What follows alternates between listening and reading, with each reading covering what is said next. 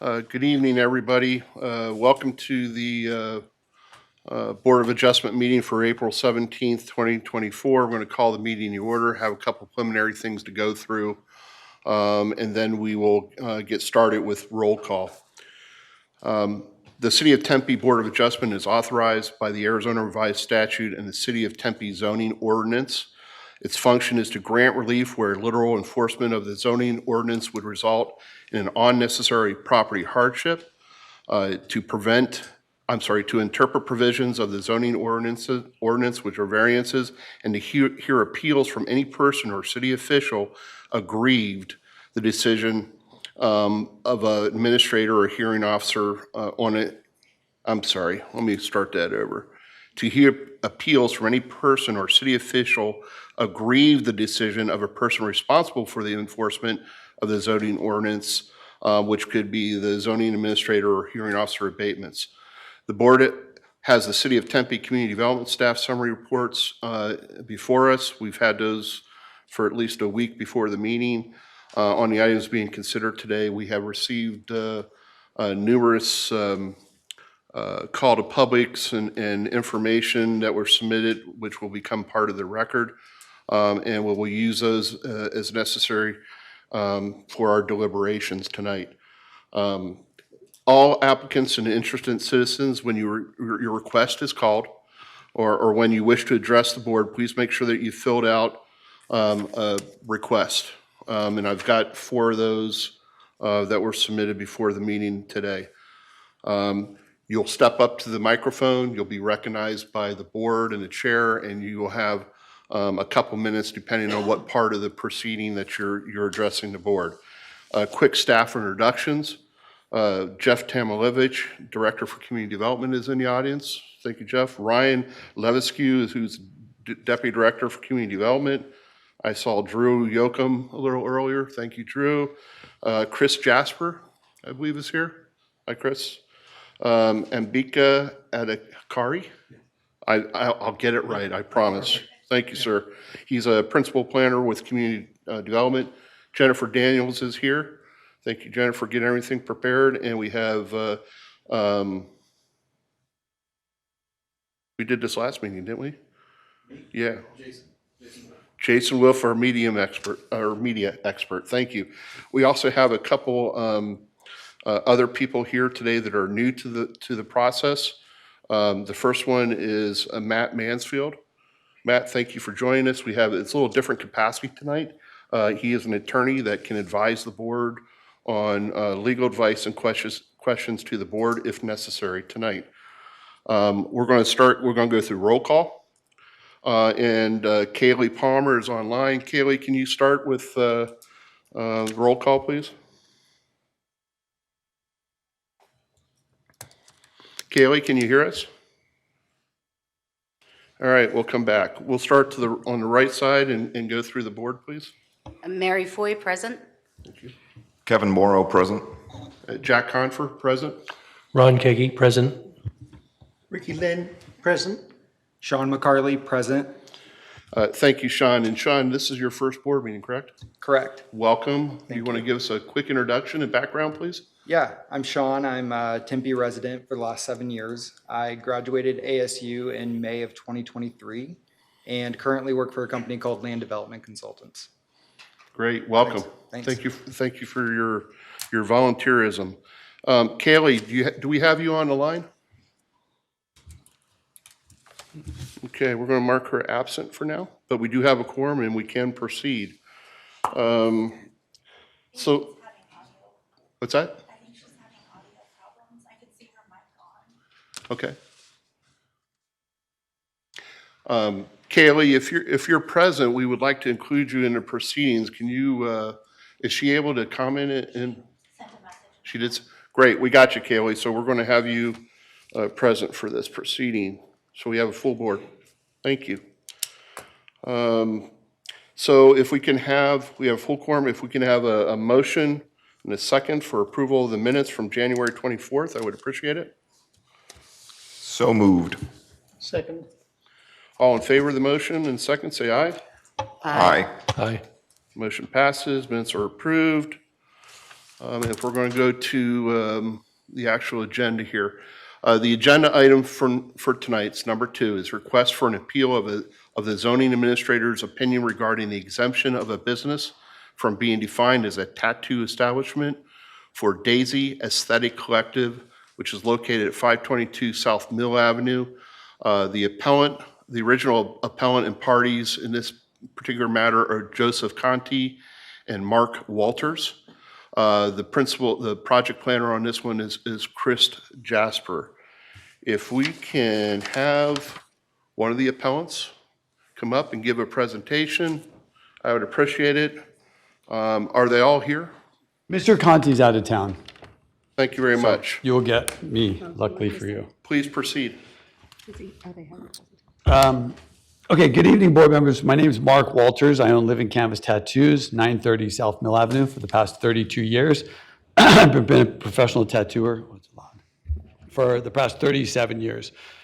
We're here to talk about the property at 522 South Mill Avenue, which we know can't be used as a tattoo use. Last year, just for me to back up for a second, Ink and Eagle Tattoo is on the next block, so it doesn't meet the tattoo separation requirements as the code is written. Last year, another tattoo shop tried to apply, same building, same landlord, same everything. It was denied. It went to they applied for a variance, came in front of the board, that was denied. This applicant applied, this applicant applied for a regular tattoo use firstly, and they were denied. They then made a unique narrative to reapply to somehow sidestep or loophole the current rules and regulations. They were approved by Mr. Levesque. After hearing they were approved, I called Mr. Levesque to have a chat with him and see how that would have been possible. I've been tattooing in the Valley 37 years. I've been on Mill for 32. We know how strict Mill is about the tattoo requirements and how strict Tempe is. So Mr. Levesque and I decided to have a meeting. I asked him if he could come to my studio to have a meeting because I saw a lot of inconsistencies in the application and I wanted to go over it with him. He came down, he met with me. I went over every piece of it with him, piece by piece by piece. And I think he understood when he left that there were quite a few misrepresentations and quite a few inconsistencies in the application. I'd also like to mention that since the applicant has been open, which I think might be 60 days, 30 days, 40 days, I'm not quite sure, have actually received 2 written violations that have been outside of their use of, yes. I'm sorry, I just want to interrupt for a quick second. So this board, my understanding of this board is we're looking at specifically, we're looking at his opinion, the zoning administrator's opinion. Sure. And you have appealed that opinion. So Right. I appreciate the background, but if we can move to the context of Okay. what in that opinion that Sure. you're appealing that for, I would appreciate it. Okay, no problem. Yep. So my first slide that you can see, everything in that slide on the left-hand side is from their application. The absence of a fine line tattoo studio in the proximity to Mill Avenue and its surroundings could potentially divert business elsewhere, as traditional shops will not be able to fulfill the specific needs and preferences of our clients. That's their words out of their application. They then say in conclusion, which is at the bottom of their application, unique services offered at the salon, not only bring a fresh and unique perspective to Mill Avenue, but also redefine the art of tattooing. With their fine line setting us apart from traditional tattoo shops and providing our clients with innovative, comfortable, and memorable experience. Well, this I can show you that if one Google search, which I show you on the right-hand side, shows you that Living Canvas Tattoos, which is my studio, Sentiment Tattoo Collective, which is another one in Tempe, and Club Tattoo, which the owner is here also, we all provide fine line tattooing. And it shows it on those ads. And we've had our shops for 30 years. That's fine line tattooing is nothing different. It's nothing unique, nothing new. This particular to me is one of the most important parts. They say that the code of tattooing specifies that we use multiple needles and they use one needle. And the fact that they use one needle, single needle, is why Mr. Levesque was able to approve this, because the distinction is, the distinction is one needle would be different, the process would be different, and the use of one needle would make it not a tattoo.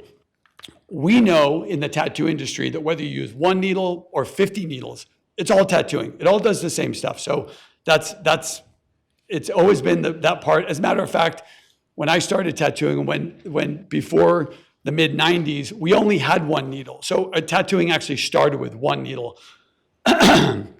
They also mention dainty and delicate designs applied to the skin using a 01 RL. That indicates 01 being one needle, RL being round liner. They also say on the left-hand side, you can see needle versus needles. To perform traditional tattoos, you would use needle cartridges with multiple. To perform fine line, you use a single needle called a 01 RL. Again, and I would ask the board to please focus on the 01 RL and keep that in mind. I'm going to show you a video now. Okay, thanks. Got it, thank you. This is a video. I did not create the video. I just did a screen video of one of the artists from their studio setting up their tattoo. So Is this new? Is this new information, or have you already submitted this to us with your appeal? you'd have to ask Mr. Levesque and Mr. I mean, this was all submitted. This was all submitted, so we have, these are the pictures that we have in our Sure. materials. Okay, Yep. great. So this is a pretty standard tattoo setup.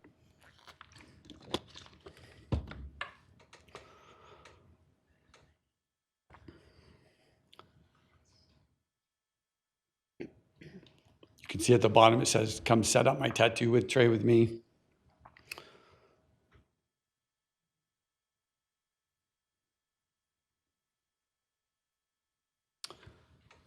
And you can see at the end, I just selected where it came from. At the bottom, there was a little menu to show that it came from their studio. Okay, go ahead. So the next slide will show you Perfect, thank you. that I did a screen grab of the needles when she opens the needles during the process of her setup. The furthest on the left is far away, the middle gets closer, and then on the right, excuse me, I've been sick this week. And on the far right, you see I've underlined and highlighted a number. In the tattoo industry, we have a universal code that talks about the size and the way the needles are put together. So the first two numbers are the thickness of the metal, the thickness of the needle, 0.18 millimeters, 25 millimeters. The second is how many needles are in it. So like 0601 would be the thickness and then a one needle. As you can see, this one says 0603. That would indicate that this needle was, I think it's 18 millimeters, but it's a 3 needle. It's not a 1 needle, as they've claimed. Next slide. In the next slide, I went to the needle company website where they get their needles on, and I did the drop-down menu on the left, and you can see I selected the number that they selected, which is 0603 RL. If they were using a if they were using a 01 RL, which is the one needle round liner, excuse me, the needle box and the needle would have said 0601. That would have been the number you would have said, not 0603. And on the right-hand side, that's from the needle company. It's a universal graph that comes out to all the companies, and you can see it shows 0601 is one needle, 0603 is 3, and down the line, 5, 7, 9. Is there any, I just want to make sure there's no questions about that or Well, anybody's. you're coming up on time. We usually let people talk for about 10, 15 minutes, and hopefully you've covered everything. Before I open it up to questions, do you actually have the opinion with you? Well, that was can I issued just in say this? something really fast? I spoke to Mr. Levesque, and he said that there was actually no time for us to talk as the appellant. I'm sorry, I missed Okay. Please proceed, and then when Okay. you're wrapped up, we'll go from there. So the next slide you can see is a comparison. On the left is their application showing their work, script, handwriting, detailed tattoos. On the right is the fine line artist who works at my studio. If I took the wording off the top to distinguish between the two and showed you that, you can clearly see that there's nothing different in any of those tattoos. Go to the next one. This is Jenna Mansberger. She's in the audience today. She's our fine line tattooer, one of 3 that I have. And this shows that she not only does fine line, but does traditional tattoos as well. And the reason she can do that is because the tattoo machines they use, as well as the same machine I use, are able to move back between 1, 3, 5. It doesn't matter. The needles clip into the machine. So they're able to use whatever needle selection they wanted. The applicant stated that they use a permanent cosmetics machine with 1 needle, distinctifying that works together. Go to the next one. The applicant here posted on their social media that their fine line is on the left, but you can see on the right, clearly is not fine line tattoos. None of that was done with 1 or a 3 needle. And they're also not allowed to use colors, which is in their thing from Mr. Levesque. It says that they can use black ink, 1 needle, black ink. Again, you can see red. The next slide shows the applicant's social media. She's showing tattoos are back on the books, no problem. That's her holding up her machine. Somebody else, I think there are other artists holding her bottle of ink, which is Dynamic Tattoo Black Ink. It's standard tattoo black ink across the board. In the back, you can see a bottle of red ink again. The center is my tattoo machine, which is the same. It's called a pen style rotary machine. It's a universal tattoo machine. It's not a permanent cosmetic machine. It's a universal tattoo machine that's used across the board for tattooing. I'm going to show you another video really fast, a representation of how this works. So this is me at my studio, and I'm going to go through and show you. This is a 1 needle.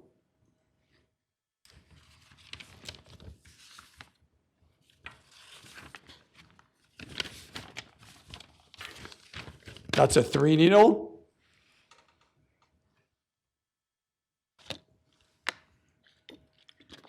And I even put an 11 needle to show you how far we can go. We could go even bigger. So that's the same machine, as I can show you. That's the 01RL. That would be the needle that they claim they use. Basically just clips into the machine. It's in a plastic cartridge. The needles are in a plastic cartridge. Clips in just like that. Unclip it. Got a little stuck there for a second. Then I switch to the 3. You can see. That one's a little thicker, so it's a 083L, but same needles. And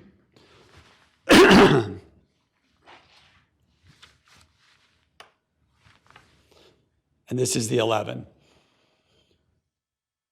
So my point here is there is no distinctive fine line tattoo machine. It's not heard of. It's just a made up concoction for the city to listen to about a permanent cosmetic machine that uses 1 needle as opposed to anything else. Finally, I'd like to just talk briefly just about, they brought up a lot of comments in their application about tattoo removal, and their tattoos were less permanent than ours, and theirs could be removed. Can you click to the next thing? Can you go to the next? Can you just go to the next slide, please? I can't click. Thank you. So they talk about tattoo removal and how theirs are semi-permanent and theirs can be removed better than ours. And in the definition, it does clearly say that tattoo is the definition of a tattoo that needs to be removed from the skin using a surgical procedure with sutures.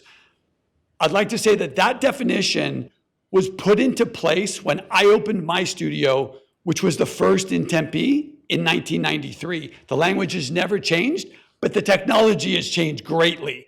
So now you can go get a laser tattoo removal from any med spa. I printed off a little diagram here for you. Lots of hair removal places, henna shop, the ink erase, all these places. None of these are medical facilities. The tattoo removal, they are correct in their application where the removal in this day and age is very easy. Like I can tattoo, and I do multiple times. I use a saline solution mixed with a little bit of lemon juice to lighten up and remove tattoos so that we can tattoo over them.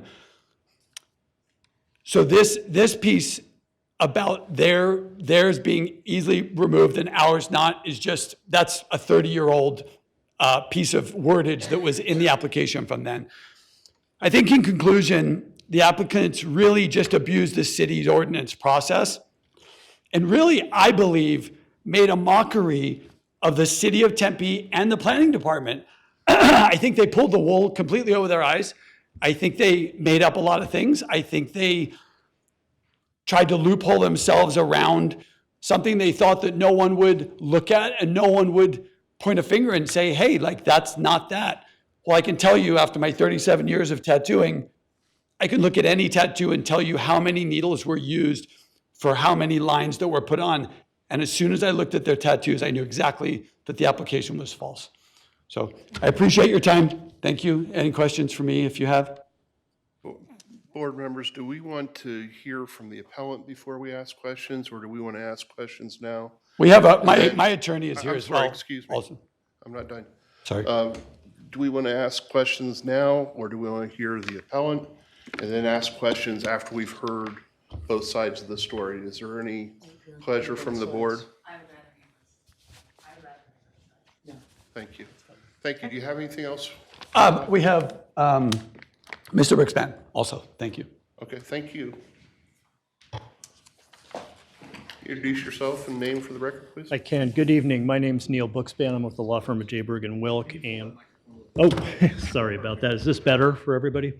Again, so my name's Neil Bookspan. I'm an attorney with Jayberg Wilk here in Phoenix. I represent Living Canvas Tattoos and Mr. Walters. And I think what you just heard Mr. Walters explain to you falls in with what actually happened here. In looking at Mr. Levesque's letter, the opinion, he specifically said the materials and information provided with your Daisy's application described the Fine Latin tattoo service offered by Daisy Aesthetic Collective as distinctly different than traditional tattoo services in that this business should not be classified as a tattoo establishment as defined in the ZDC. I'm going to explain to you why that statement is just an incorrect finding and an incorrect opinion from the planning department. So, of course, the purpose of the code that you're here to enforce is to provide guidance about the character and nature of the development in your city. And the current version of the code in relation to Mill Avenue and tattoo shops in place to prevent there from being too many tattoo shops generally, and is in line with the vision of the city council, the mayor, and what Mill Avenue has become in the last 30 years. Specifically, there's section 3-202 and table 3-202A, along with section 424 of the code. In the table 3-202A, before providing tattoo services, a business owner must apply and attain approval, an opinion like this, to be able to do so. The specific requirements to provide tattooing services are more specifically set forth in section 424 of the code. Specifically, section 424A contains separation requirements in relation to other tattoo shops, residential areas, and schools. And you've already heard right up the street, half a block from Daisy, is another tattoo parlor that's been there for quite a long time. Section 424B contains specific requirements for tattoo shops, such as the requirements for written procedures about the proper handling and sterilization of equipment, the proper training of personnel in relation to those procedures, as well as training regarding bloodborne pathogens and cross-contamination, which is obviously important when you're dealing with needles, skin, blood, etc. Again, many reasons for these requirements. If you had too many tattoo shops on Mill Avenue, it would substantially change the character of what this city and that specific street have become. It would fly in the face of long-going the transformation of Mill. And again, I don't think it's my understanding that that's what the city is looking to have. And I'll loop around to that in a moment. Looking at prior enforcement of the code, for years, the Community Development Department and Planning Division of the City of Tempe this board and the city council have enforced the code in accordance with its terms. Right, that's why there's only two tattoo shops on Mill Avenue. Think about this, you've got a 60,000 or more student university right here on the doorstep. You've got Mill Avenue, which attracts people from all over the valley, attracts all kinds of tourists, whether it's to ASU games and concerts, to all kinds of events and events that happen down in the park by the lake. And there's two tattoo shops for a reason. Last year, a business owner applied to open a tattoo shop in the building locating. I'm sorry, can I, thank you for the background. We're here for an appeal of the zoning administrator decision. I appreciate the background about what's going on in Mill Avenue, but I really want to focus on the decision and what you and your client see as the reasons that it should be overturned or kept in place, if you don't mind. You knew right where I was in my outline then, right? So, Perfect. thank you, perfect introduction. And for time, I mean, we're coming up on 25 minutes for the appellant, and I want to, I don't have a whole lot more, so. Thank you, sir. I I appreciate will keep that in mind. So I do want to address one thing well, it all relates to what you said where to go. So for instance, one is the city and issues it could have. Last year, a business owner applied to open a tattoo parlor in that same building, as you heard, and that applicant was denied. This happened a handful of years ago in Mesa, and the person that was denied after a later applicant was allowed to do something in a similar location on the same area of Mesa, the city of Mesa got sued and had a more than six-figure judgment against it. If you allow Daisy to continue to provide these services, which are tattooing, not something different, I think it opens the city up for legal action. Nothing has changed in the code since that denial last year for the other potential tattoo parlor. By allowing Daisy was given and allowed to provide what is described as these fine line tattoos. That's just a type of tattoo. It's not something different. It's not henna that's put on the skin. It's tattoos. It's a needle that goes in under the skin and puts actual ink into your skin. And as Mr. Walters described, well, the techniques to remove tattoos have come incredibly far in all the years since tattoo shops were first on Mill Avenue. That doesn't change the fact that they're actually providing tattoo services. When I first heard about this, I Googled fine line tattooing because, to be honest, I didn't know exactly what it was. And the first thing that comes up is it is tattooing that is performed instead of with multiple, 10, 20, whatever needles, with 1 or 3 needles. It was really easy to find. And the equipment and inks that they use are exactly the same as all other shops, such as Mr. Walters shops and the other shop on Mill Avenue. It's really, again, this is something where I just don't think the background and research was done to figure out that they were really misrepresenting the nature of the fact that they were looking to provide a tattoo service. Mr. Levesque and therefore the CDD should have figured this out. Again, he already explained to you upon learning about the opinion letter that he invited Mr. Levesque to his business to show him that all the equipment, the ink, everything is exactly the same. The fact is both these other 2 tattoo parlors in Tempe on Mill Avenue already provide this type of service and have been long here and approved. Despite the overwhelming evidence that Daisy was dishonest, to be honest, in its application. And look, I'll give them credit, they wrote a really creative application, but tattooing is tattooing is tattooing. It is no different. And here, reconsideration of the opinion and the approval of Daisy to provide this service is actually a mistake of law or fact as required for you to reconsider this under section 6-702 of the code. Applications such as Daisy's must be thoroughly reviewed and investigated to ensure they're in accordance with the code. The approval of Daisy's application was arbitrary based on Daisy's misrepresentations, and evidences a lack of work to confirm those representations as true or not, which would have been easily to do. It was easily available, again, online or otherwise, to go find this information out. That's why you're here now to look at this decision. Based on what you've heard tonight, I urge you, on behalf of Living Canvas, to reconsider the decision of CDC regarding the zoning and operation of Daisy, and not allow Daisy to continue to provide tattoo services. Mistakes happen, you can fix it tonight. If you don't reconsider Daisy's approval, there's many tattoo shops in the Tempe and Phoenix metro area that are just waiting to hear what you guys do, because they're going to come in, they're going to apply and say they're only doing fine line tattoos, and you have no ability to stop them. What's going to stop them? How, if you have one that's already half a block from another tattoo shop, what stops planning and zoning from, or planning department from having to approve anyone else who comes in and says, hey, I'm going to just do fine line tattoos. They got in, why can't I? And importantly, Ryan Levesque told Mr. Walters when he asked that if he wanted to open a fine line shop right next to Daisy and you all approve, keep the approval in place, he's going to be able to do so. So again, I think it is about the future of Mill Avenue and what the city envisions it to be. And it also is about being honest and applying to the city to get approval for what you want to do. And based on everything that Mr. Walter said, that he's already provided to you for your review, and what I went through, I would ask that you reconsider this approval and deny it. Thank you. Okay, anybody else on the appellant side? I think the other gentleman was out of town, correct? Sir, what's your name? Okay, very good. If we can hear from the applicant, the original applicant, that'd be great. Thank you. Introduce yourself for the record, please.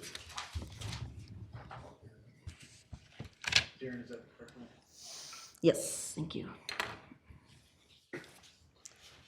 Okay. I might need this.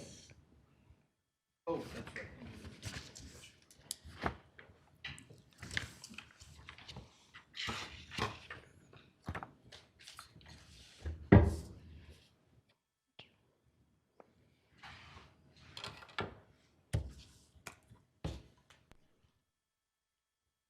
Thank you. Oh, I do it, okay. Okay, I don't need it right now, but I'll let you know. Thanks. Thank you, Mr. Chair, members of the commission. Darren Sender, Sender Associates, 464 South Farmer Avenue, Tempe, right down the street. Thank you very much for taking the time tonight. I will take some time. Malia and Amari with Daisy are here. They'd like to go over some of the details that were brought up before, and it may not be relevant, and I agree that it potentially may not, but they'd like to at least describe their business and talk a little bit about that. Can you, just for the record, can you clarify what capacity you're speaking on behalf Sure, of the I'm applicant? the attorney representing Daisy Aesthetic Collective. Very good, thank you. About Please that, proceed. yeah. Malia and Amari are sisters. They're two young, amazing female entrepreneurs. I am so impressed with their business acumen and what they've done. This is an image here of their salon, which has many, many other services, not just fine line tattoos, but 80% of their business is other things. They do facials, well, she'll explain it much better than I can, but they do a lot of other things. Fine line's about 20% of their business. And I will specifically talk about the opinion and why we believe the opinion should be upheld tonight by this Board of Adjustment. Let's see here. I'll rearrange my presentation a little bit. Heard a lot of threats tonight, heard a lot of information. That was interesting. One thing I would like to focus on here is the actual interpretation itself. The interpretation, regardless of the machines, regardless of the type of ink, regardless of the type of needles, fine line tattooing specifically uses 1 to 3 needles. And that was actually stated by the appellant's attorney tonight. He just said it. Fine line tattooing, I looked it up, it's 1 to 3 needles. The 3 needles is bundled together, it's considered a fine line tattoo. The distinction here is really what's in the ordinance. I don't want to talk too much about needles or machines or colors or whatever. The ordinance here is what we really need to focus on. The definition specifically, of what a tattoo shop is. Let's see here, I'm rearranging things a little bit.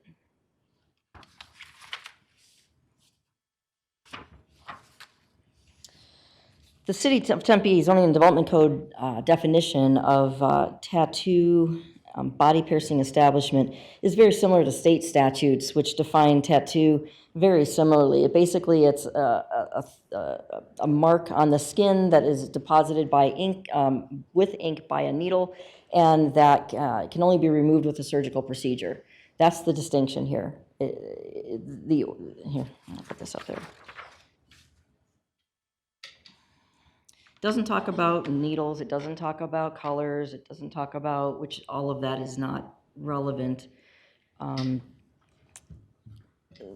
definition of tattoo body piercing establishment cannot be removed without a surgical procedure.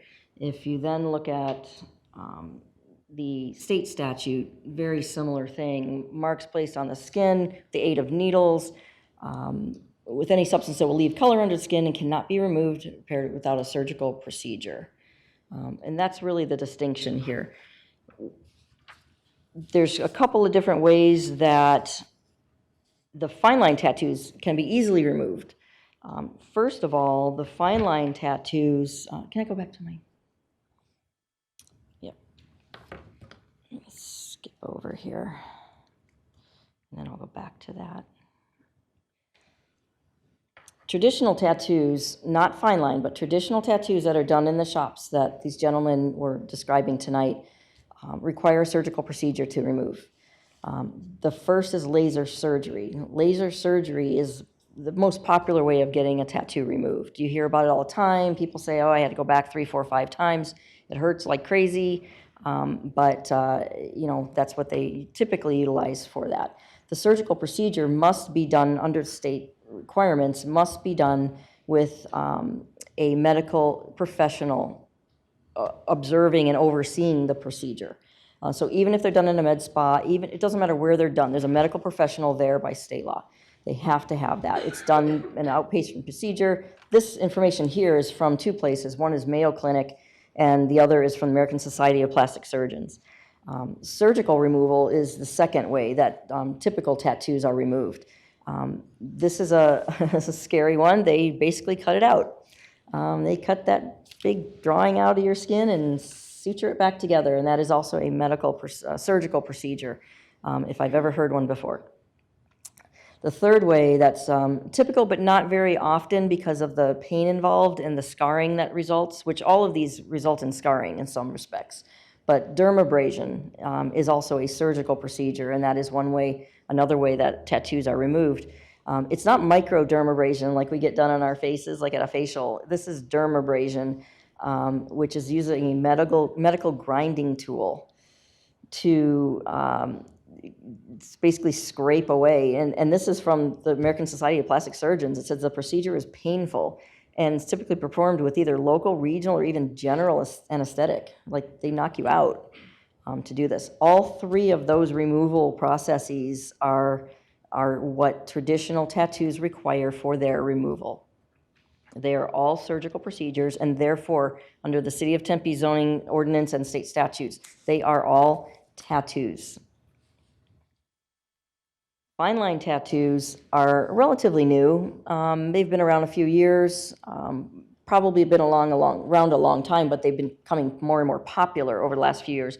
They're I would say more of a dainty type of tattoo. They can be a little bit bigger, like the one that was shown on the screen, but they're done with 1 to 3 needles, a bundle of 3, same diameter as a single needle, but they're 3 tiny needles that have the same diameter. Those are also done, and this is the distinction here, this is critical, they are done much higher up in the skin. They're not set so deep. They are much higher up in your skin level so that they tend to fade. And there are a few ways that they can be removed, and they do not require a surgical procedure to remove them. The first way is a salt and saline removal. This basically is a salt-based solution. It can be on the skin, or you can actually tattoo the saline into the skin And because it's so close to the upper level of your skin layer, it uses osmosis. Salt pulls it out, pulls the ink out of your skin. Takes a few tries, takes a couple different trips, sometimes one, sometimes 3 or 4. And that will remove the fine line tattoo. The second is a removal cream. They use a lightening ingredient, again, because the ink is so close to the top of the skin, it lightens it up pretty well. And then the third is just passage of time. Fine line tattoos have to keep being redone if you want to keep it. It'll fade over time. So the one on the left here is a picture of just kind of general fading. Give it a couple of years, 2-3 years, it'll just fade. No surgery required. On the right is more of the salt and saline removal procedure, and that also will remove it over time. Again, no scarring, no medical professionals required, no medical surgical procedure required. That, in its essence, is what we're here about. These tattoos that are fine line tattoos do not require a surgical procedure. Therefore, they are not considered tattoos under the City of Tempe zoning ordinance nor the state statutes. That's pretty much everything. I've got all kinds of information. I've got a lot of things here. This is from a popular website, Tattooing 101. What's a fine line tattoo? Well, nobody lied here. Their application wasn't a lie. They've never done this before. These are young entrepreneurs. They're doing great. They've got this business going. They didn't know what to do. It's a single needle. It's a 1 or a 3. It's exactly what this says. Fine line tattoos are done with a small needle grouping like a 3RL, which was described in very great detail tonight, or even a single needle. That is what fine line tattoos are. And if there's a threat of a lawsuit, I'm sorry. And if there's a threat of a proliferation, I'm sorry. But these are kind of the businesses that you would really want to see in the downtown. Can we go back? Thank you.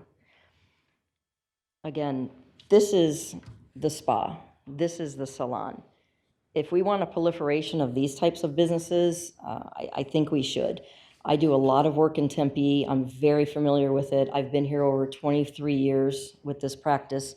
I've done most of the high-rises we see here in Tempe. I work with the mayor. I've been on this commission, on the Board of Adjustment. I was on the Planning Commission. I was on the DTC.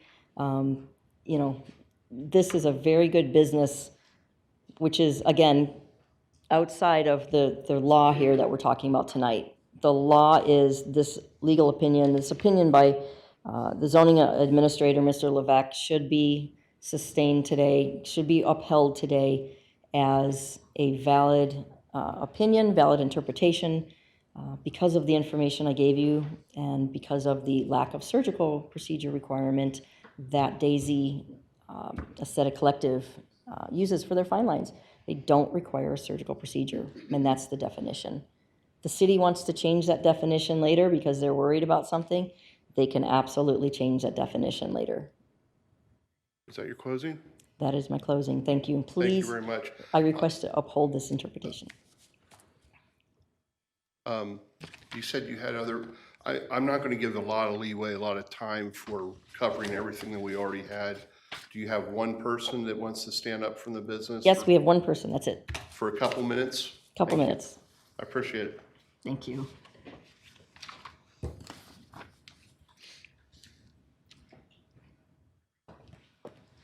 Focus on the licensing and just you are. Hello, everyone. My name is Malia San. This is my sister Amari San. We're the owners of Daisy. So let me see. How do you? Okay. So I'm gonna go ahead and skip a couple of these. So I just wanted to kind of go over our education. Both of us attended the Southwest Institute of Natural Aesthetics, and Excuse me. Yeah. Thank you. I want you to really focus in on why we're here tonight. Okay. That is the decision of the zoning administrator, and if you could please provide the board with whatever justification you think that that decision should stay in place succinctly, I would appreciate it. I'm not trying to cut you off. I'm sure your backgrounds are great. You're obviously business owners in the city of Tempe. That's a huge step, right? So We just really want to focus on the issue that's before us tonight, please. Definitely. I Thank just you. wanted to kind of show you guys all of the licenses that we hold and the certificates. So to kind of show you our level of understanding when it comes to the skin. So the reason that that relates is because we have we were trained like from an accredited academy on tattooing and specifically fine line tattoos. And so I wanted to show that we have all of our licenses and certifications. Let me go through. So this is about the salt and saline removal. So this is something I had already spoken with the board about previously. This is just kind of how the process works. So the osmosis process where we introduce the concentration of salt that's higher than our body's concentration of salt. And because the dermis is where the pigment is, we can use the process of osmosis to lift the pigment out. So as the cells beneath the pigment contain lower amounts of salt and water, they will rise to the area with a higher concentration of salt, which is known as equalization. Here's another visual. Equalization forces the pigment from the dermis up to the epidermis using something known as osmotic pressure. When this occurs, the pigment that is pulled to the surface will heal into a scab, meaning the scab will fall off. And so this is how we perform our removals. There are multiple ways to perform the removal. The one that we've done is the use of our machine to insert the salt solution into the dermis. These all require multiple solution applications depending on how deep the ink is inserted, the placement of the tattoo, and the age of the person with the tattoo. This is the saline solution that we use. This, if you look top left, is going to be before we did the solution removal. Underneath is immediately after, and if you look to the right, that's 1 week later. So before it has even finished healing, it takes about 6 to 8 weeks for the tattoo to fully heal after the removal service. We just didn't have time to do 8 weeks before this. So here are some other ones. We've done 3. The one on the left, as I showed, is before it's done healing. The 2 on the right are after 1 removal service and it has fully healed before doing any other removal services. Here is from the solution that we use. This is from their website. So permanent makeup and fine line tattooing are very similar. We use the same size needle, as everyone has been mentioning. And with permanent makeup, it is called permanent makeup. However, it is semi-permanent. It is known to fade. You have to do touch-ups fairly often, once a year at least. It is similar with the fine line tattoos. So permanent makeup is also done by licensed estheticians that we are. And so that's kind of the person I learned under. They brought this together into 2 to be fine line tattoos in a permanent makeup sort of manner. This is just going over other fine line removal methods as we talked about laser and removal creams. And then here are some examples of some tattoos that I have done. All of this is my work and it's all done within the last 2 years. Some of them are within the last couple of months. The left picture is going to be the picture immediately after the service. The photos on the right are going to be after even just a month of healing. You can see that on some of them, the ink has completely gone away. You can see on the bigger ones as well that there's a lot of fading, even though there was more ink deposited, but because I'm depositing at a higher level, I'm only going into the dermis where some tattoo artists can accidentally hit the subcutaneous layer, and that's when a lot of ink it kind of looks shadowed, and that's what's really hard to remove. So we make sure that we keep all of our tattoos epidermal, dermal layer, and that's very similar to microblading, and that's why you don't get those blurred out lines. I just kind of wanted to show you, we offer a variety of services, so we are not just a tattoo establishment. We offer permanent makeup, permanent jewelry, we do piercings, we do tooth gems, we do facials. So this is just showing our full layout and how only 144 square feet out of our 2,000 square foot establishment is used for tattoos. Go ahead, start closing up. Okay. So yeah, that's pretty much it. I just wanted to hit on the fact that we've done that overall the fine line tattoos are going to fade just with time on their own, but that they can also be removed with the solution. Thank you very much. Thank you. Thanks. Thank you. Thank you. Board members, do you want to hear from staff now, or do you want to ask questions? Yeah, let's go ahead and let's hear from staff, please.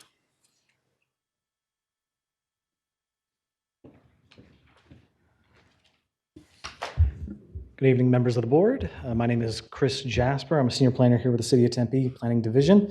I don't have a whole heck of a lot to present on this particular item.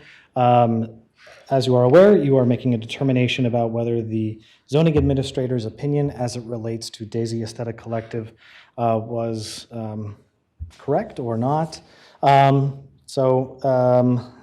Your options are to approve the appeal, finding that the administrator's opinion was incorrectly determined, or you can approve with conditions.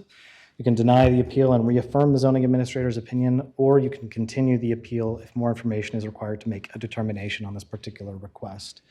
Regardless of the decision you make, we do ask that you provide some elucidation to assist staff as we evaluate this particular policy. If there are any questions as they relate to the zoning administrator's opinion, the zoning administrator, Deputy Director Ryan Levesque is here, as is Community Development Director Jeffrey Temalevich. We also have Drew Yoakum to represent the Community Enhancement and Code Compliance Divisions if there's any questions related to the initial code compliance case that kind of initiated this process. I'm available to answer any questions as they relate to the timeline, and we're here to kind of assist you as you navigate this process. So if you have any questions for me, I'm happy to answer. Thank you. Board, any questions? Okay, thank you very much, sir. Thank you. Hearing none, I have, go ahead, please. I'm sorry, I do have a question, Chris. So reading the definition, 7.121, it goes through and talks about the tattoos and all the things we talked about.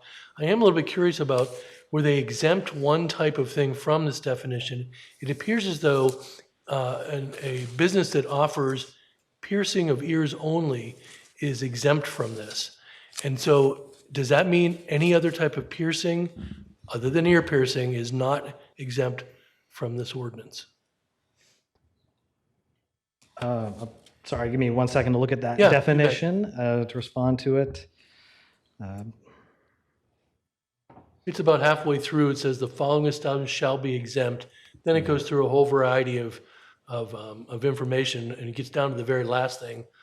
So where only type of piercing offered is ear piercing. Yes, that Chair, Board Member, that is correct. So ear piercings are, permissible by right. I believe they fall under the kind of beauty parlor use definition for the purposes of kind of evaluating it against our code. So can I infer then that all other types of piercings that are offered by a business would be required to, or would be considered a tattoo establishment under this ordinance? Yes, so the definition of tattooed body piercing establishment kind of contains a wide range of potential body modification activities, including, I think, one of the phrases is any establishment using techniques such as penetrating, perforating, boring, or creating in a hole, exempting ear piercings. Okay, thank you. Mm-hmm. I'll ask a question for you or maybe Mr. Lebec. How much weight is were we putting this business under the exemption for ancillary to the primary business? There's been a lot of discussion about how this is only 20% of their business. So I'm wondering if that exemption is part of where we came to this decision. Yes, thank you for the question, Chair, Board Member Morrow. I will defer to Deputy Director Levesque on that particular delineation. Okay.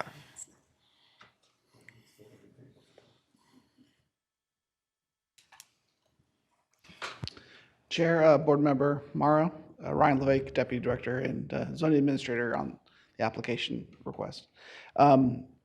Yeah, so, that the description of the business and description of the types of primary uses on there was a portion of the factor in determining the overall zoning administrator, but wasn't one of the primary decision-making processes. A lot of it had to do with the information explained about how the fine line tattoo is applied uniquely from regular tattoos and the definitions associated with the removal process. So following up on that, if someone wanted to put in a business that was only fine line tattooing, they would not need a permit under 7121?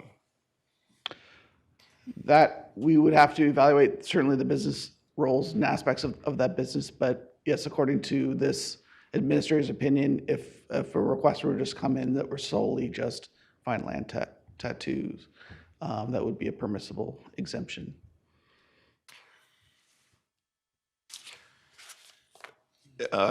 Regarding needle versus needles, there was some discussion of that. Do you know if Daisy Collective is using the 3 needle cartridges, or have they avowed to you that they're just using the 1 needle cartridges? I'm not aware of that. We just relied on the information that was provided to us in the packet explanation from Daisy Collective, and they described it as a single needle process, and that's the information that we use onto. Would the city be concerned if a fine line needle establishment was using 3 needle cartridges? It's hard to say. It gets into certainly more gray area, right? If, are the mechanics of the materials, are they the same? Are they different? What's a way to distinguish one use versus the other? Certainly that would bring up some level of concern. It was also described as possibly as a different equipment, maybe different than what the tattoo industry is, but we certainly seen here today that there is some additional information as to some of the similarities with the machinery that's used to apply the tattoo service. Anything else, sir? Any other questions from the board for staff? How does the city define a surgical procedure? Is that something you can provide light to? Yeah, the surgical process certainly requires a physician, a qualified physician degree with a doctor. So any of the other level services that might be provided as a cosmetic type service that doesn't require surgery, certainly the major difference between the two services provided. One other question, and this is directed at you, but also to the board as sort of a brainstorming idea. If we were to approve your decision with conditions, what are types of conditions we could impose on the business? I know it's your decision that we're looking to uphold, so I mean, it's hard to say.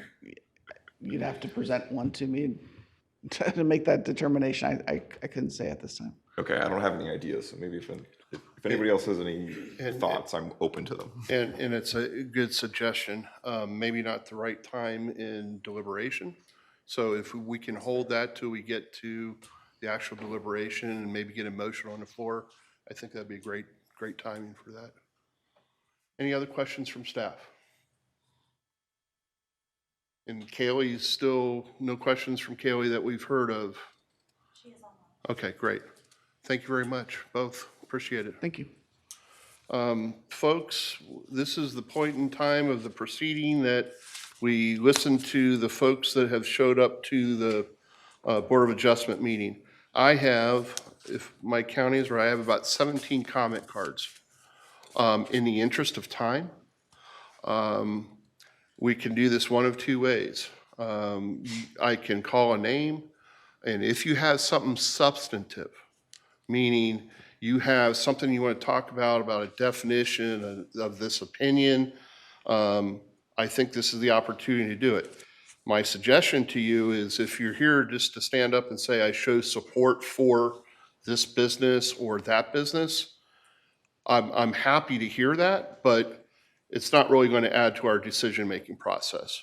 So having said that, I'm going to go through these 17. I'm going to call a name. If you want to come up, I'm going to give you about 2 to 3 minutes to state whatever it is you want us to hear, and we're going to move through this pretty quickly. First one I have is Sean, is it Dowdle? Dowdle? Sir.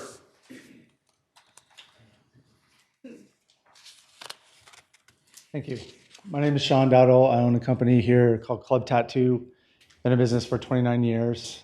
Been part of the council board decisions and rulemaking for tattooing and piercing for many, many years. I'm sure the applicants are great people. I'm sure their business is nice. We're getting caught up in semantics here, and quite honestly, this is tattooing. If you look up the general definition in tattooing, tattoo ink sits in the dermis layer of the skin. She even verified that when she got up and spoke. Tattoo ink sits in the dermis, not the epidermis. That's what makes it permanent. Saline can pull out any type of tattoo, whether it's completely gone or not. It's a whole different conversation. 3 needle, 1 needle, 5 needle, it doesn't matter. It's all tattooing.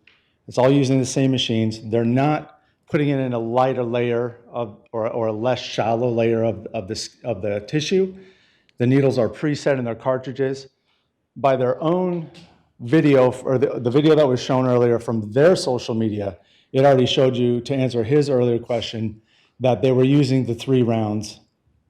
So you can put that to rest because that was from their own social media channels.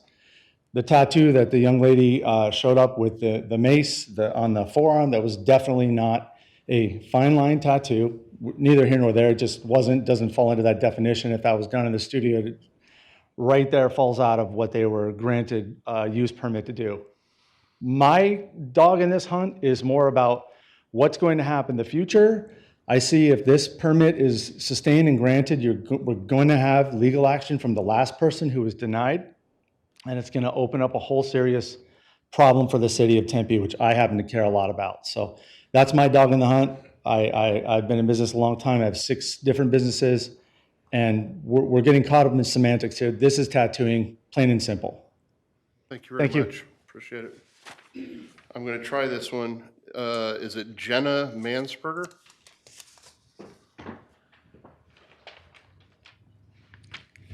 Good evening, everyone. My name is Jenna Mansberger, and I'm a 25-year-old tattoo artist at Living Canvas Tattoos on Mill Avenue. I'd like to comment on a claim made by the applicants today. The applicants have stated that they are doing a unique work that is not offered elsewhere on Mill Avenue. They also state that they are providing a safe space for younger demographic, particularly female demographic. I myself am a fine line specialist working with a clientele that is mostly made up of the younger female demographic. I provide a safe space for my clients to get fine line single needle tattoos on Mill Avenue, just as described by the applicants, and I see no credible difference between what I am doing and what they have claimed to start doing. I myself use 3 needles. I use 1 needle, 12, 7, all in the above.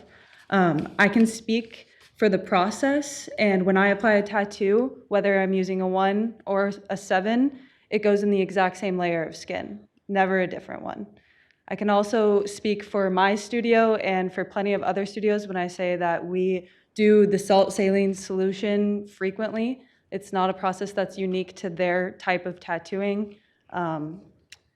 Yeah, and I thank you for your time and your consideration. Thank you very much. Appreciate it. Okay, I'm going to move around here a little bit. Let's see if, is it Brianna Flates? Do you wish to speak? Okay, thank you very much. Her comment is, I wish to show my support for Daisy Aesthetic Collective. Thank you very much for coming down tonight. Next one we're going to go to is, I'm going to try this. Is it Isaiah Virgil? Thank you. His comment is, I'd like to show my support for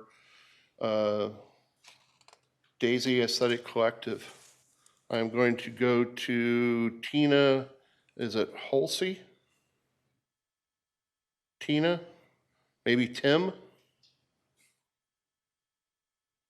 Okay. Moving on. Next one is Tiffany Molina. Please.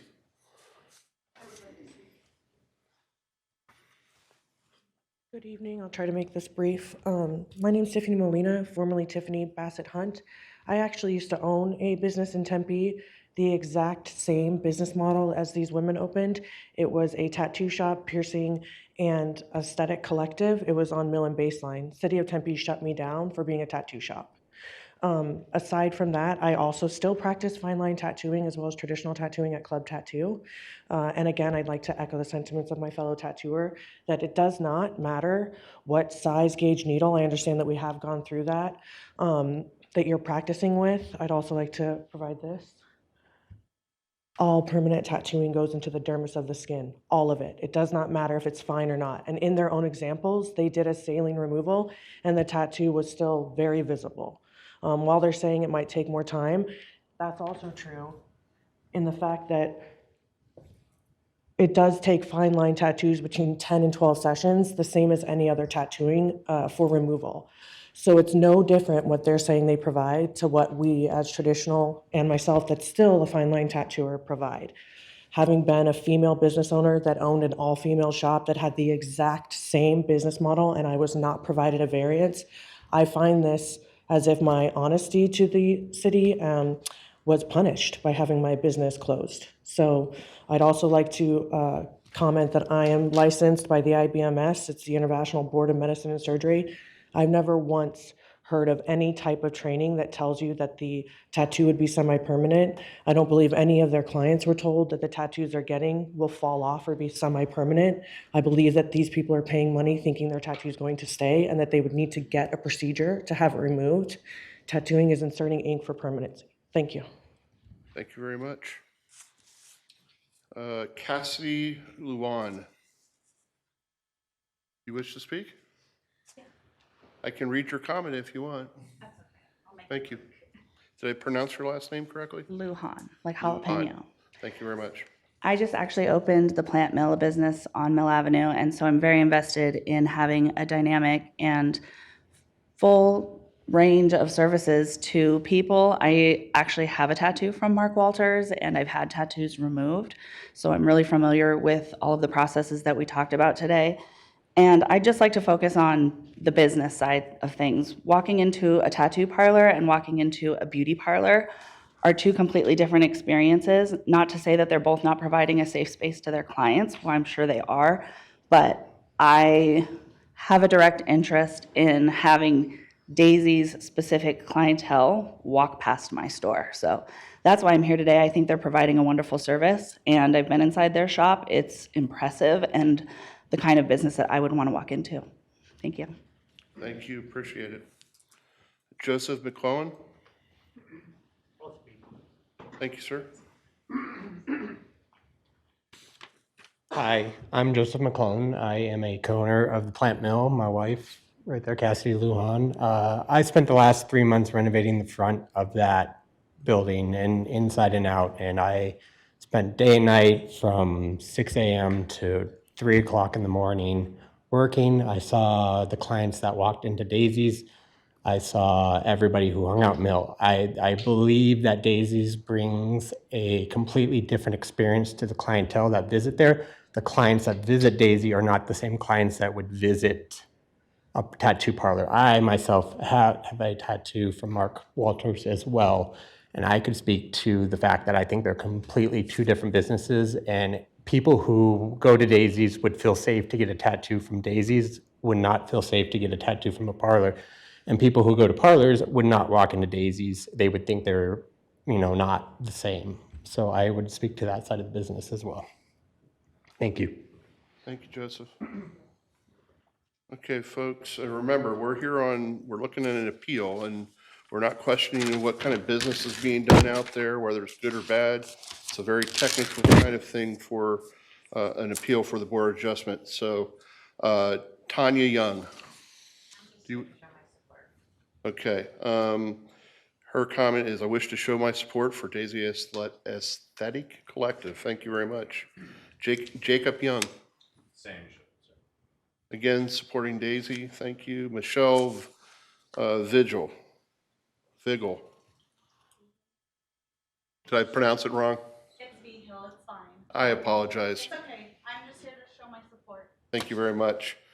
Jackson Coughlin. I'm here as well to show my support, sir. Thank you. Another in support of Daisy. Francisco Vigil. I pronounced it wrong again. I apologize. Thank you. All right, I can't read, is this Claudia Rooney? Did I get the name correct? All right, thank you very much. Thanks for coming down. And the last, I'm sorry, it's not the last, Isabel Perez. Thank you, Isabel. Cheyenne. Pronounce the last name for me. Thank you very much. All right, that brings to close the public comment, call to public portion of our meeting, and we're now at rebuttal. So I would like to give the appellant the last rebuttal, and if we can have Daisy give us any rebuttal to any of the comments, anything that you've heard, I would appreciate it.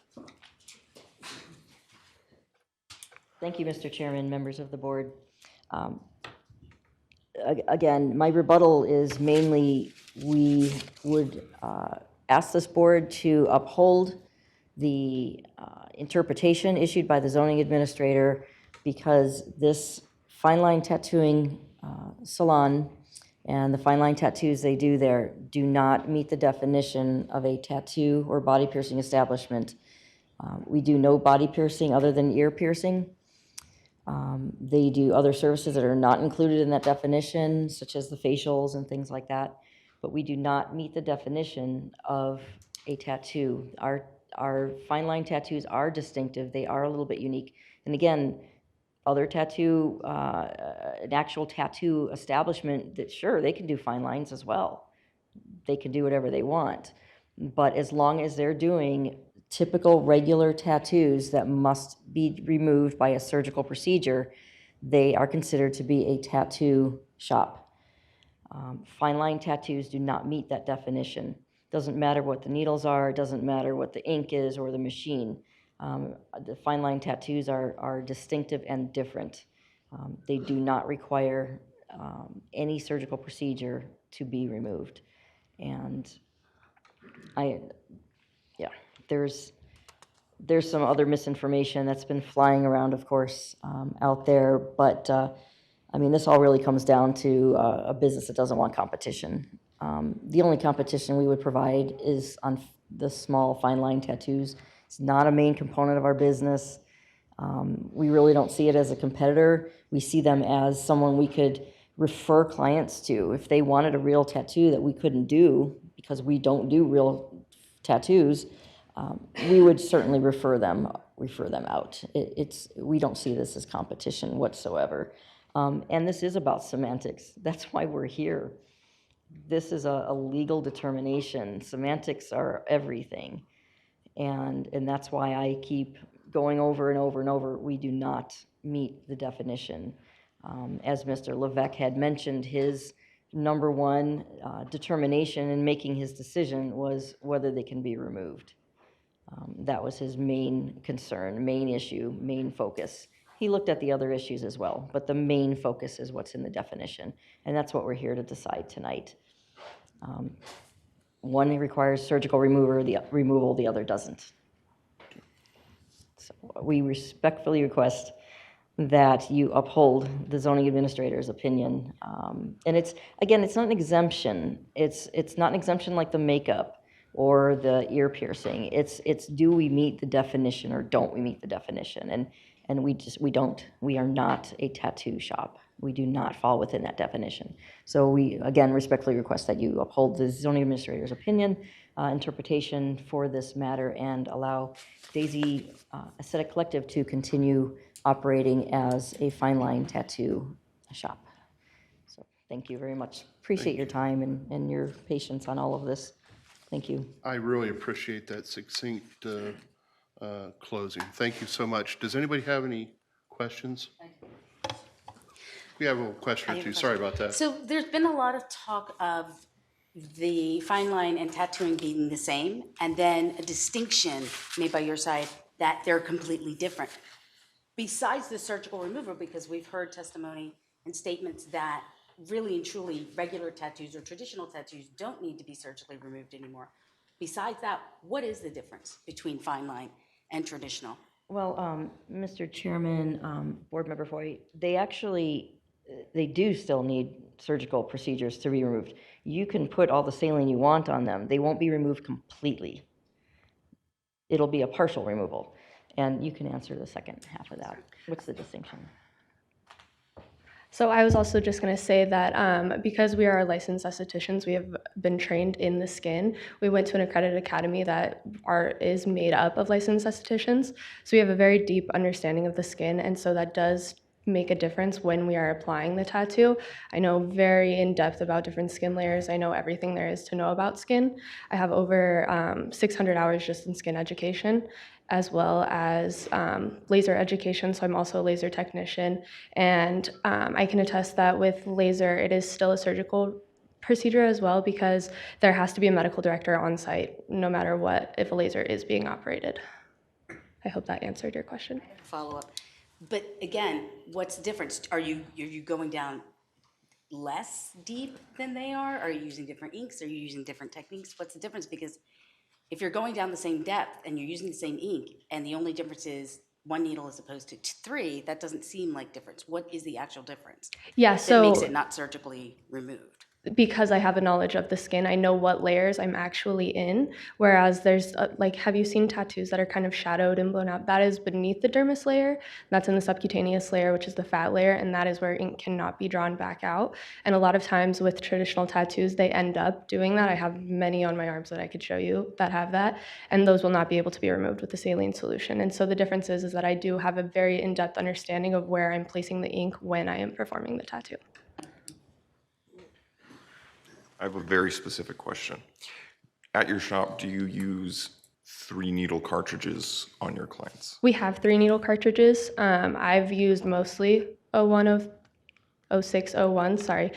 We do have 0603s. Really, it's a matter of preference. Honestly, with a single needle, it is a lot easier to go too deep and go into that subcutaneous layer. So for newer artists that are learning fine line, they'll tend to teach them with an 03 needle because it's a lot easier to control your needle depth.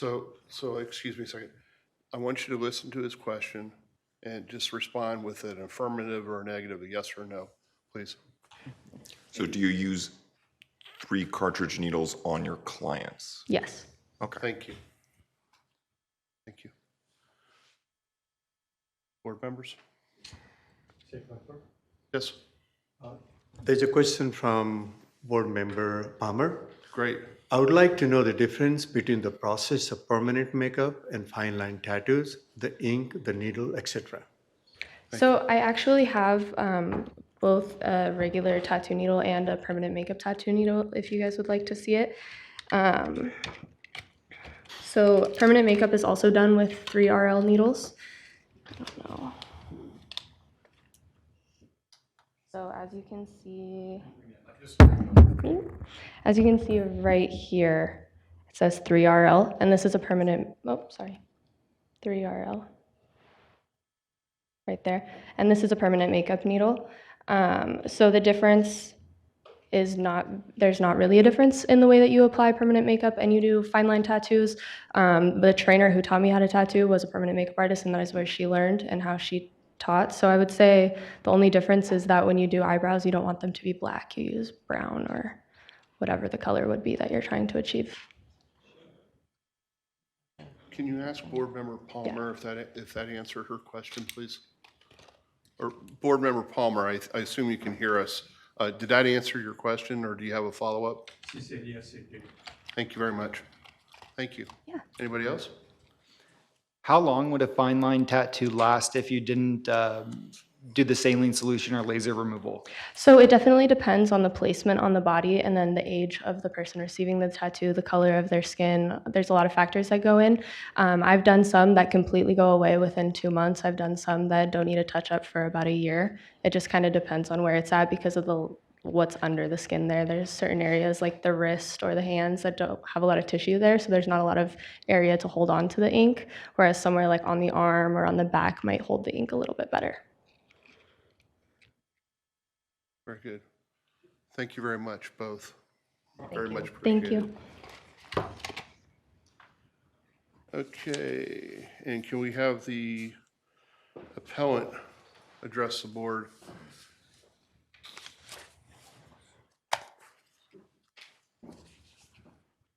Thank you. Good evening again, board.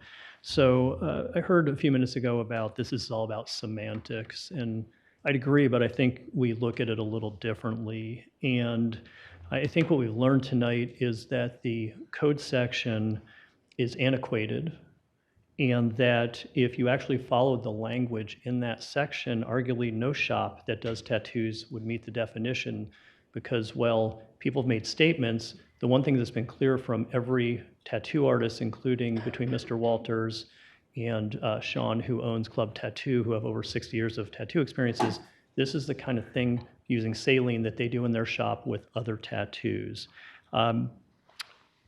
Really important, I think, was the answer to Mr. Morrow's question where the applicant stated and admitted that they use 3 needles. Their application speaks to 1 needle, not 3 or any type of multiples.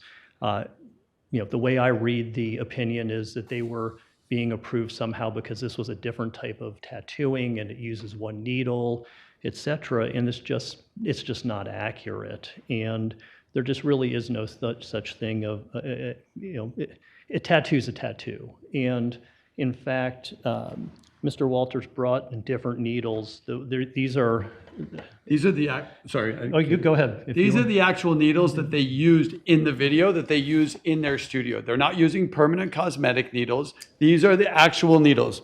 If you look on the back, it says for tattoo purpose only. I mean, to describe either way, how do you not say these are not? I understand the other board member asked a question about. Oh, sorry. The other board member asked about permanent cosmetics versus regular tattooing. They don't use permanent cosmetic tattoo needles. They use those, which are tattoo needles, which are Magnolia tattoo needles, cartridge needles. They said they use a 0601. They use a 0603, which I think we can all agree falls under the quote needles, which would fall under the code. I'd also like to say that listening to all this conversation about the removal stuff is just mind-boggling to me. I do tattoo removals literally multiple times a week. I lighten tattoos on a regular basis. And my specialty, just so you know, is large Japanese tattoos. I do very large tattoos. When I want to remove something, I use a saline solution with salt or saline solution and some lemon juice. I have multiple ways that I just tattoo that in there. I'd also like to say that they talk about the depth of the needle and the dermis, and they can go into the epidermis. There's, just so you all understand, there's 3 layers: epidermis, dermis, fat layer. Any tattooer's goal, the sweet spot, is into the dermis. That's what we all want. Whether they will tell you that you or not, that's the sweet spot. The epidermis layer of skin, if you've ever had a sunburn and you peel off that layer of skin, that's literally as thin as the epidermis layer of skin. She can say she's like, that they have all this credibility. I have 37 years. I've been doing this a very long time. The epidermis, to tattoo into the epidermis layer of skin, first of all, if I went around and tattooed each one of you, you each would have to be tattooed differently because of your age, your skin type, and your body type. So you can't generalize and say, well, I can tattoo into the epidermis, because it doesn't work that way. If I wanted to tattoo Mr. Bookspan, like I would have to look at his skin and create a way to tattoo it into the dermis. They are correct that you can go deeper. We can go deeper just like they can go deeper. There's no way for them to regulate. There's no regulation on that. We can adjust the needles. I think we're getting a little off Okay. topic here, and I'm not trying Okay, to. no, it's, but so my point being, there was a lot of talk about theirs being less and less permanent and all that. That is just, every person is different. To tattoo into the epidermis layer of skin, the top layer of skin is about as thin as this piece of paper. Thank you. That's about as thin as the epidermis. So to say that you can get it into that layer each time, I myself, after 37 years, admittedly can't even get it into the dermis perfectly every time. Some people it goes deeper, some people it goes less. It's just part of tattooing. Tattooing is not a perfect science, and everybody's skin is different. So Thank you. I appreciate it. And Counselor, then do you just have very anything? few minutes to wrap up and finish that. And again, and I'll just go back to the two big points, which is one, they applied saying it was different because of one needle. It's not, it's tattooing. They used 3 needles. They admitted this to all of you and said so. And again, if you look at the code section that their attorney pointed you to, then every shop would be able to be shut down. You won't have any tattoo shops in the city of Tempe. So I just think the semantics are important, and I think the reality is important. And for those reasons, again, we would ask that you take away or deny the opinion letter and take it away. Thank you. Can I just for one thing I just forgot to say really fast, please? In Mr. Levesque's approval letter. Absolutely, go ahead. Sorry, I thought you said, okay, I'm sorry about that. In Mr. Levesque's approval letter to the applicants, it says that it's a permanent cosmetic machine with a 1 needle putting black ink into the skin. Like he literally stated that in his approval letter. We have that in front of us. Yeah, that's why I just want, okay, thank you. Thank you both. Great, thank you. Appreciate it. Board members, we've been at this for close to an hour and a half. Does anybody need a break before we get into deliberation? Okay. We have a question. The floor is yours, please. Mr. Walters, I have a question for you. Sorry. So again, and just because I gave her a fair shot to Sure. answer about the removal, you said that you remove with the lemon juice or saline.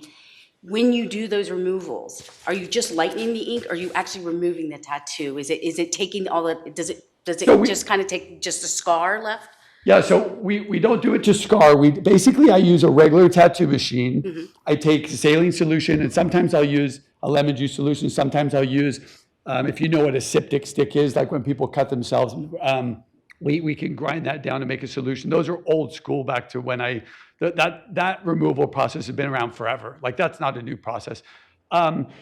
We, just like them, like we don't really know what happens because like they said on their video, it has to come to the surface and it has to scab. And then what comes off on the scab will leave you with whatever is left.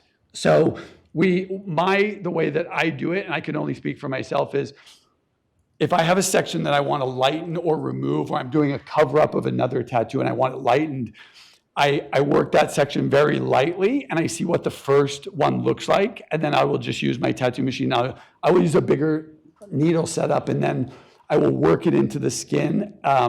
Again, multiple times. But that removal solution does take a while. It's not like laser or the other ones where it's pretty quick. Laser takes quite a long time too. But that process has predates me. I mean, it's been around a long time. And it is just a tattooing in solution.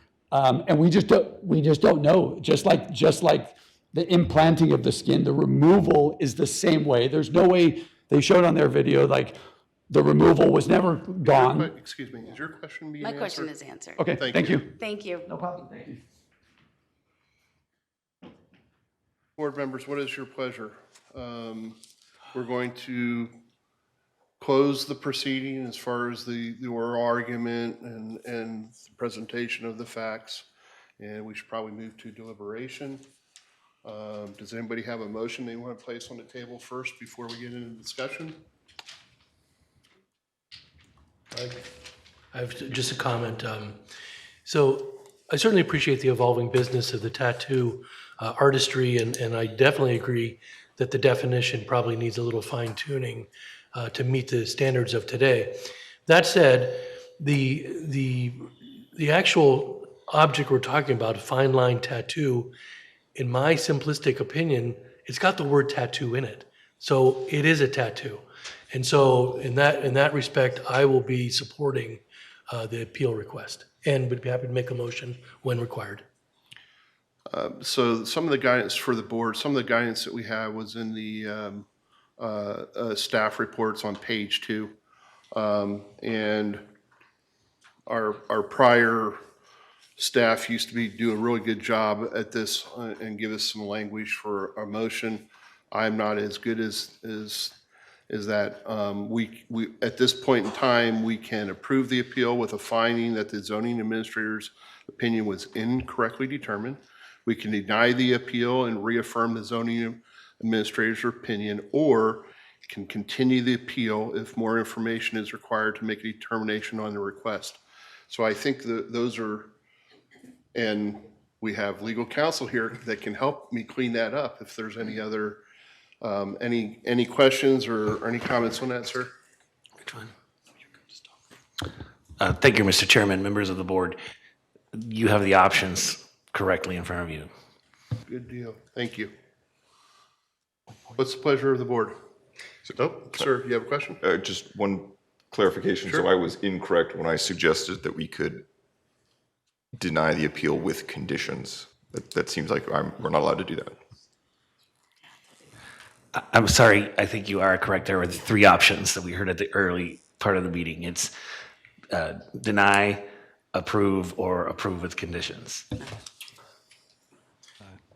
Evening, Chair, members of the board.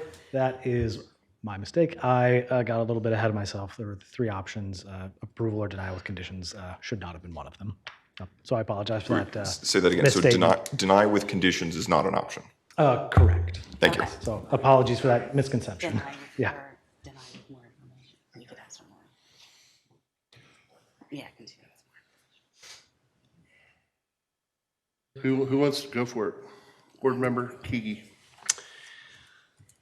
I move to approve the appeal and overturn the zoning administrator's decision regarding the exemption of the business from being defined as a tattoo establishment for Daisy Aesthetic Collective located at 522 South Mill Avenue. I'll second that motion. Okay, so I have a motion and a second to approve the appeal and deny the zoning administrator opinion. Is that a fair restatement? Overturn. Overturn? The zoning administrator. Overturn the zoning administrator decision. Thank you for clarifying.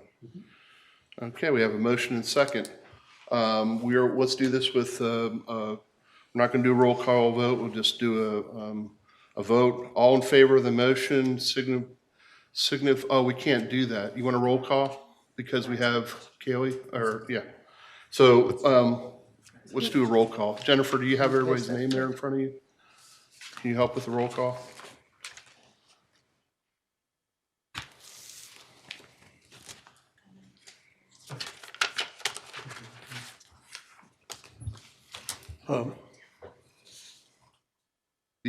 My agenda doesn't have everybody's name on it, and I know I'm going to not get it right, so that's why I'm. Okay, board member Son McCarley? President. No, I think you're going to vote you're yes asking or for a vote, right? Yeah, yes or no on the motion in a second.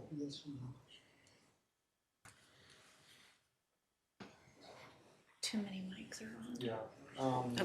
You're not speaking, turn your microphone off. We're past the point of questions.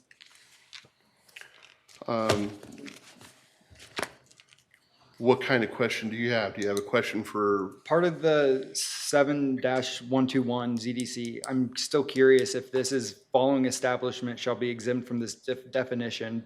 Businesses where their procedures are performed by a person authorized by the laws of, are we considering an esthetician to be a licensed person to perform that service? Not really, from my perspective, and our attorney can help clean this up, but not really part of our purview tonight. We are 110% looking at the appeal that was filed, that was based upon the zoning administrator decision. So the question of whether or not, that person is licensed and able to operate in temporary is not part of it tonight. Okay. So we could, you want us to restate the motion? Yeah, go ahead and restate the motion. Okay, so the motion is a move to approve and overturn the zoning administrator opinion. And it was seconded, and that's what we're voting on. And I'll approve it, or vote yes. Yes, great. Board Member Gans? Yes or no? Affirmative. All right, Board Member Key, I vote aye. go ahead. I vote no. We have one no. Board Member Foy, no. No. And we have Board Member Palmer online. She votes no. No. So by a motion, oh, I didn't vote. Tiebreaker, buddy. I'm going to vote yes. So the motion to overturn the zoning administrator decision is approved. Any other questions on this from the board right now? So, and what was the final on that? What was the final vote? 4-3. Thank you very much. Staff will get out some correspondence to those involved, probably by letter within the next couple days. And I don't know if there's appeal rights from here, but which I'm sure you can follow up with those. Next thing on the agenda is number 8, chair staff updates. I don't have anything for the board. Are there any staff updates that we need to cover tonight?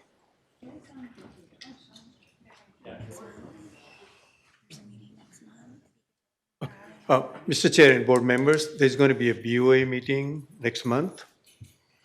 And you also gotten an invitation for a board and commission appreciation. So if you could, please do attend that. Right. So are we are meeting next month. And what is the date of that meeting? It's the fourth Wednesday. I think it's 26th, 22nd May. 22nd. Very good. Anything from board members on updates? Thank you very much for joining us tonight, Counselor. Welcome. Thank you. Sorry to be here. Nope, we appreciate the help. Can I have a motion to adjourn, please? So moved. Second. All in favor, say aye. Aye. Thank you, everybody.